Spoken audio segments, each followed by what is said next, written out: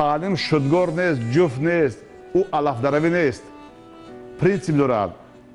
با کدام قاعده های تعلیم قطعی باید آموزانیم. الان موضوع امروز همین موضوع است. فهمیدین؟ تعلیم هم راه و روش دارد، متد دارد، پرینسیپ دارد، همانی است.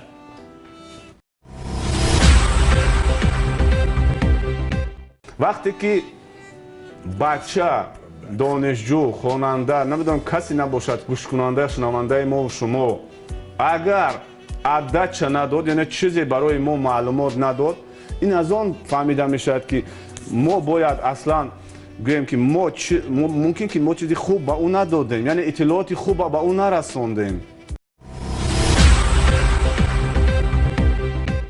از موادی که به بچه میرسونیم مواد تعلیمی ما مغزش باید دهیم. از آن باید مضمون باید داده توانیم به بچه.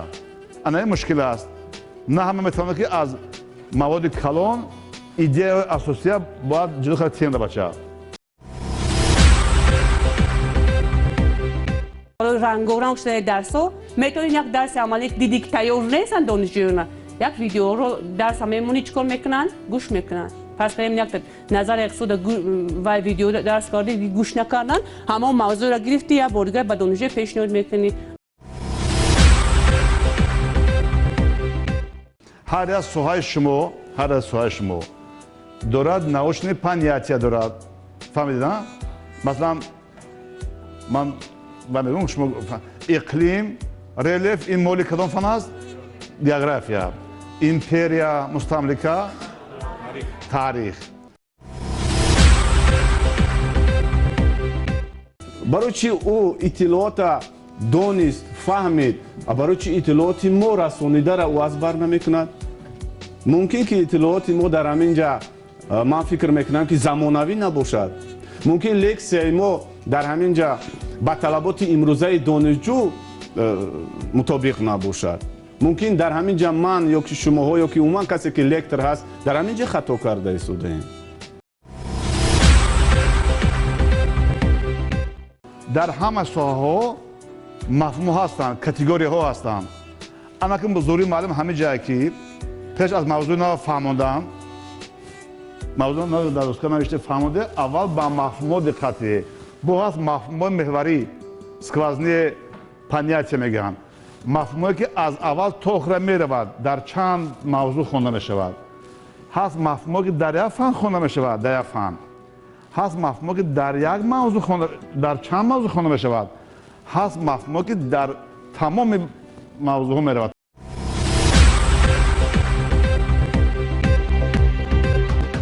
هر یک فن از طرف آموزگار چی میشود؟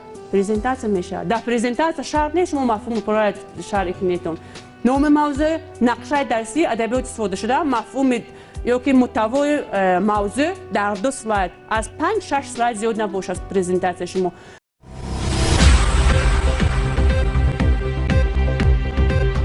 یکی از بدبختی ما همینه که مفهوم علمی را روکی میگذاریم میرویم. سرسری به شرح ایضاح. انا میگم معلم ما بای میتیان از مکتب میونه بای میتیان همینا معلم با قوت میفهمدگی پرتجربه کاردان دفتر تشکیل میکنن برای ساحه خودش.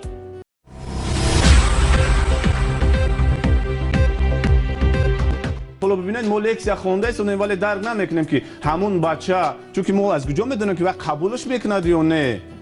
حالا ما سطح دانش و مهارت و ملکه دانشجو را یا که همون شنونده را نمیدونیم در کجا است. لکسی همین گونه کمبودی ها دارد. اصلا رسانیدن خوب است، ما میرسونیم او را ولی ما او را درک نمیکنیم که او قبولش کرد، فهمید و تا کدام اندازه فهمیش دارد. این کمبود لکسی است در مجموع.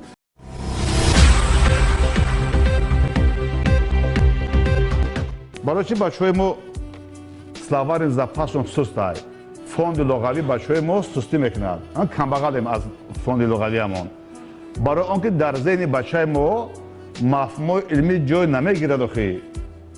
اخبار میرود به زبان تاجیکی احمد نمیفهمم چی میگه. اگر همه شما این واژنه مهمه اگر همه ما و شما در ذهن بچه‌مون کلمه ها مفهوم های علمی ساحه را جا کنیم بهتری می شود. یعنی ما کلمه و مفهوم را دقت باید بچه فهمه چه معناش خیر.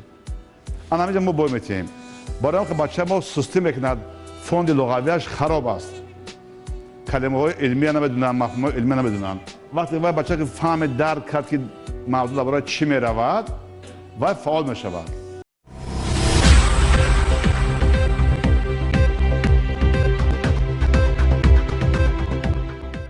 ما یکم باید آموزگاران محترم خودمون همه چیز آگاهی داریم، بعد به دانشجو پیشنهاد کنیم.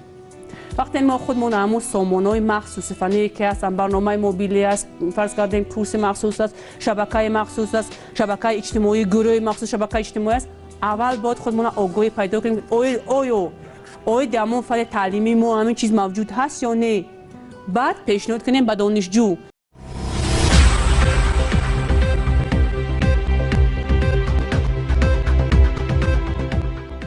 زمان امروز طلب میکنم از ویدیو زپسته باشد، تلویزیون، پروژکتور، اکران، کامپیوتر، نوتبوک، پلانشت، تخته الکترونی حتما همتون استفاده کنید، پیشگیری وای کنید برای موضوعتون 5-6 تا داشته باشه با پرزنتاسیا. ایونیت بسیار مهم است. همون گپی توجیکمون ای گپی خوب دیگه نیست. شنیدن کی بود؟ من دیدم. حتما باید ما نشون دهیم. باید چی باید نشون دهیم؟ بیزا وای موادی دیداکتیکی وای باشد، الکترونی باشد. یک معلم زبان روسی ما داشتیم، از معلم خونه تا سیم خونه میرفت، رهبر از چی میگرفت؟ برگ چنار، برگ چهارمغز و چنار بود، همه باید نشون داد. زمین بود، تیرامو بود، و برای زلطه اوسنکو، تیرامو زرین، و هوا کی ندیده، باید نشون میتیه بردیا. یا دستون کلاش سه میبرد، اتفاقی یابلکا گفته. هم یابلکا کی ندیده، باید نشون میتیه هم خیر.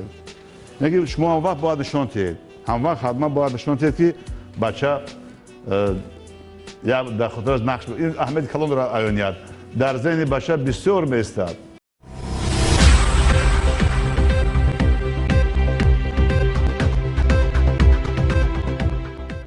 باید که ما در ذهن بچه دانش را سیستم کنیم. من کتاب درسی شما بچه همه خیلی چیزی که می‌آموزد ما از معلوم با نامعلوم می‌رویم. میگه اینجا می‌دونیم، اینجا نمی‌دونیم. رفتن میگیریم، همین نامعلومه باید معلوم کردن گیریم، سیستمش شدن گیرد و در ذهن بچه ذخیره شود دانش ما. برای این چیکار باید کرد؟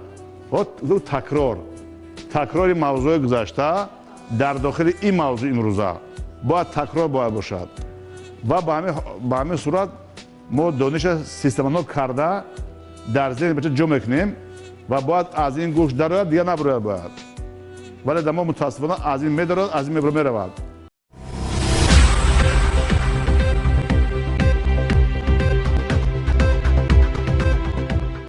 امروز در گروه ترتیب را جاری کنیم که بگذار درک کند که من در آینده دیرکتوری همون فیرما میشوم و باید همین خیلی وای کند چی میگن همون در خودش همین را درک کند، ترتیب کنیم که همون بچه‌ای که در قفا میشیند یگون بار خستگی نیست، یگون چیزی رو نمیدونه، نمیفهمد، برو امشب نقشی همین را تو بچم در آینده وای میشه دیرکتوری فیرمای کدوم یک تویوتا، همین شرکت کمبودش در فلان مسئله است، بیاید همین پرابلم همین را یک جای حل کنیم. شما دیرکتور چیکار باید کنید؟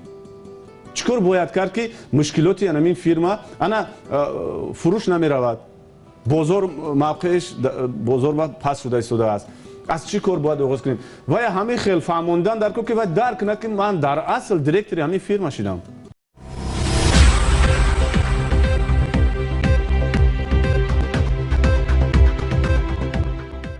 یک درس ما سنجیدیم، درس تعلیم میکنیم، بچه‌های درمون معلوم نمیمونه. بروی روی.